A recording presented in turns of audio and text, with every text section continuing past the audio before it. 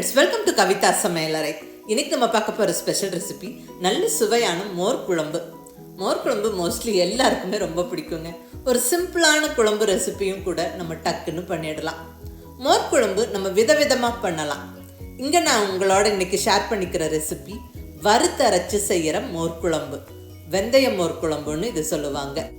அதாவது நல்ல ஸ்பைசஸை தேங்காவோடு சேர்த்து வறுத்து அரைச்சி மோர் சேர்த்து செய்கிற இந்த மோர் குழம்பு ரொம்ப நல்ல டேஸ்ட்டாக இருக்குங்க.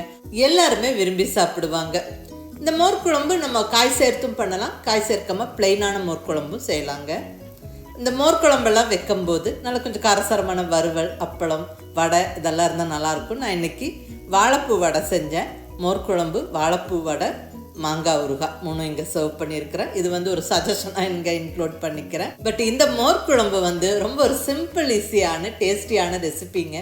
மிஸ் பண்ணாமல் ட்ரை பண்ணி பாருங்கள். சாதத்தோடு கலந்து சாப்பிட்றதுக்கு அட்டகாசமாக இருக்கும். வாங்க ரெசிபி எப்படின்னு பார்க்கலாம்.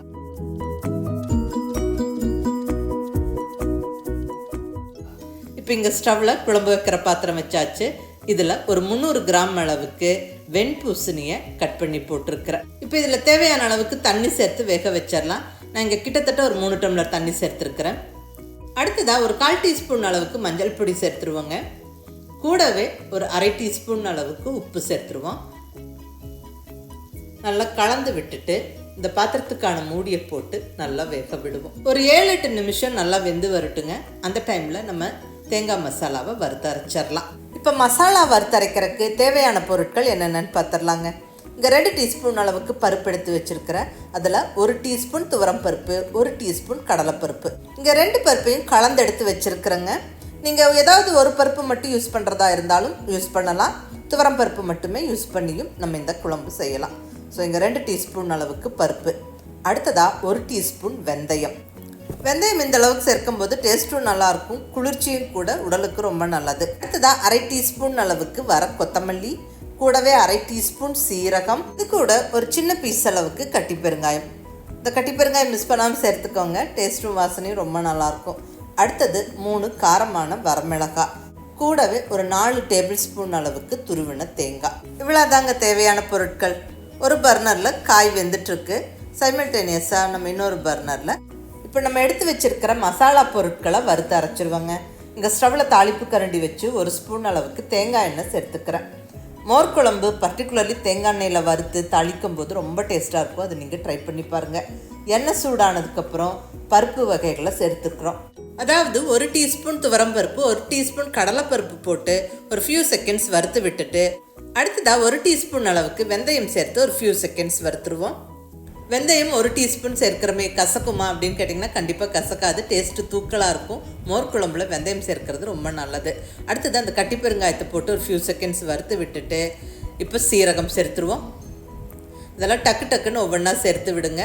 இந்த சீரகம் வெந்தயம் எல்லாம் கரிஞ்சிடக்கூடாது, பொரிஞ்சு வாசனை வரணும். அடுத்ததாக கொத்தமல்லி சேர்த்தாச்சு. இப்போ வரமிளகாயை உடச்சி சேர்த்துருவோம். ஒரு ஃபியூ செகண்ட்ஸ் வறுத்து விட்டுட்டு இப்போ எடுத்து வச்சிருக்கிற தேங்காவை நம்ம கம்ப்ளீட்டாக சேர்த்துருவோம். 4 டேபிள் ஸ்பூன் அளவுக்கு தேங்காய் சேர்த்து நல்ல ஒரு ஃபியூ செகண்ட்ஸ் வறுத்து விட்டுருவோம். அவ்வளோதாங்க, எல்லாமே நல்லா வறுபட்டுருச்சு.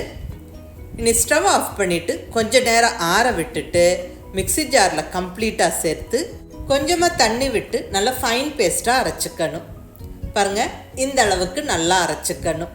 கமகமன்னு வாசனையோட ஃப்ரெஷ்ஷாக வறுத்தரைச்ச மசாலா ரெடி ஆயிடுச்சு. இங்கே காயும் நல்லா வெந்துருச்சு. பாருங்கள், காய் நல்லா வெந்துருச்சு.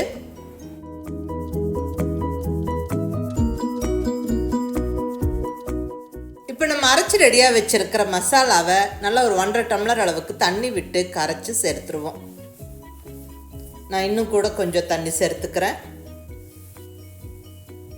இதுக்கப்புறம் ஸ்டவ்வை கொஞ்சம் மீடியம் ஃப்ளேமில் வச்சுக்கிட்டு காயும் மசாலாவும் நல்லா கலந்து விட்டுட்டு இந்த பாத்திரத்துக்கான மூடியை போட்டு மூடி வச்சிடலாம். ஒரு 2-3 நிமிஷம் அப்படியே கொஞ்சம் கொதிச்சு வரட்டும். அந்த டைமில் நம்ம மோரை ரெடி பண்ணிக்கலாம். இங்கே ஓரளவுக்கு புளிச்ச ஃப்ரெஷ்ஷான தயிர் எடுத்துருக்கிறேன். ரொம்ப அதிகம் புளிச்ச தயிர் வேண்டாம், ஓரளவுக்கு புளிச்ச தயிர் நல்லாயிருக்கும். இப்போ இந்த தயிரை ஒரு அகலமான பவுலுக்கு மாற்றி விட்டு நல்லா கடைஞ்சி எடுத்துக்கிறேன். ஒரு விஸ்கு வச்சு நல்லா இப்படி கடைஞ்சி விட்டுறேன். தயிரை நல்லா உடச்சி விட்டாச்சு. இப்போ இதில் ஒரு பெரிய டம்ளர் அளவுக்கு தண்ணி சேர்த்துக்கிறேங்க. அந்த தயிர் வச்சுருந்த பாத்திரத்தை கழுவி சேர்த்துக்கிறேன், அதனால் இந்த தண்ணி வெள்ளையாக இருக்குது. நல்லா கடைஞ்சி விட்டுருவோம். பாருங்க, இந்த அளவுக்கு நல்லா கடைஞ்சி விட்டுட்டு இப்போ நம்ம குழம்புல சேர்த்துக்கணும். பாருங்க, குழம்பு நல்லா கொதிச்சு ரெடியாக இருக்குது. இப்போ ஸ்டவ்வை கண்டிப்பாக நல்ல சிம்மில் வச்சுட்டு தான் நம்ம மோர் சேர்த்துக்கணும். ஸ்டவ்வை நல்லா சிம்மில் வச்சுட்டு இப்போ கடைஞ்சி ரெடியாக வச்சுருக்கிற மோரை கம்ப்ளீட்டாக சேர்த்துருவோம். கூடவே தேவையான அளவுக்கு உப்பு சேர்த்துருவோம். குழம்புக்கு தேவையான உப்பு. ஏற்கனவே காய் வேக வைக்கும்போது உப்பு சேர்த்துருக்குறோம், அது ஞாபகம் வச்சுக்கோங்க. எல்லாம் நல்லா ஒரு வாட்டி கலந்து விட்டுருவோம். ஸ்டவ் இப்போ சிம்மிலேயே இருக்கட்டும். மோர் சேர்த்ததுக்கப்புறம் குழம்பு ரொம்ப கொதிக்கக்கூடாது. இப்போ நம்ம மோர் குழம்புக்கு தாளிப்பை ரெடி பண்ணிக்கலாங்க. இப்போ தாளிப்பு கரண்டியில் ஒரு 2 ஸ்பூன் அளவுக்கு தேங்காய் எண்ணெய் சேர்த்துக்கிறேங்க. மோர் குழம்பு தாளிக்க தேங்காய் எண்ணெய் தான் பெஸ்ட்டு, நல்ல டேஸ்ட் கொடுக்கும். அதை நீங்கள் ட்ரை பண்ணி பாருங்கள். தேங்காய் எண்ணெய் சூடானதுக்கப்புறம் 1 டீஸ்பூன் அளவுக்கு கடுகு போட்டு நல்லா பொரிய விட்டுறலாம். கூடவே ஒரு 1/2 டீஸ்பூன் உளுந்தம்பருப்பும் போட்டுருவோம். இந்த கடுகு உளுந்தம்பருப்பு நல்லா பொரிஞ்சு வரட்டும். இப்போ இதில் ஒரு 4-5 காஞ்ச வரமிளகாய், தாளிப்பு மிளகாய் போட்டுருவோம். அடுத்ததாக 2 கொத்து ஃப்ரெஷ்ஷான கருவேப்பிலை. ஒரு ஃபியூ செகண்ட்ஸ் எல்லாம் நல்லா வறுத்து விட்டுட்டு ஸ்டவ்வை ஆஃப் பண்ணி லைட்டாக கொதிச்சிட்ருக்கிற குழம்புல சேர்த்துருவோம். அவ்வளோதாங்க, நல்ல சுவையான வறுத்தரைச்ச மோர் குழம்பு ஜம்முன்னு ரெடி ஆகிருச்சு. நல்ல டேஸ்ட்டாக இருக்கும், மிஸ் பண்ணாமல் ட்ரை பண்ணி பாருங்கள். இது ஒரு அருமையான குழம்பு ரெசிபிங்க. நம்ம டக்குன்னு ஈஸியாகவும் செஞ்சிடலாம். இங்கே நான் வெண்பூசணிக்காய் சேர்த்து இந்த மோர் குழம்பு செஞ்சுருக்கேன். இதுக்கு பதிலாக நம்ம வெண்டைக்காவை வதக்கி போட்டு வெண்டைக்காய் மோர் குழம்பும் செய்யலாம். இல்லை காய் எதுவுமே சேர்க்காம இப்படி மசாலாவை மட்டும் வறுத்தரைச்சி சேர்த்து மோர் சேர்த்து நம்ம மோர் குழம்பு பண்ணலாம், அதுவும் டேஸ்ட்டாக இருக்கும். இந்த மாதிரி மோர் குழம்பு வைக்கும்போது நல்லா கொஞ்சம் காரசாரமான வறுவல், அப்பளம், வடை இதெல்லாம் இருந்தால் ரொம்ப நல்லாயிருக்கும். நான் இன்றைக்கி எங்கள் வீட்டில் நல்ல மொறுன்னு வாழைப்பூ வடை செஞ்சேன். மோர் குழம்போடு சேர்த்து சாப்பிட்றதுக்கு ரொம்ப நல்லாயிருக்குங்க. கூடவே கொஞ்சம் மாங்காய் ஊறுகாய் வச்சுருக்கிறேன்.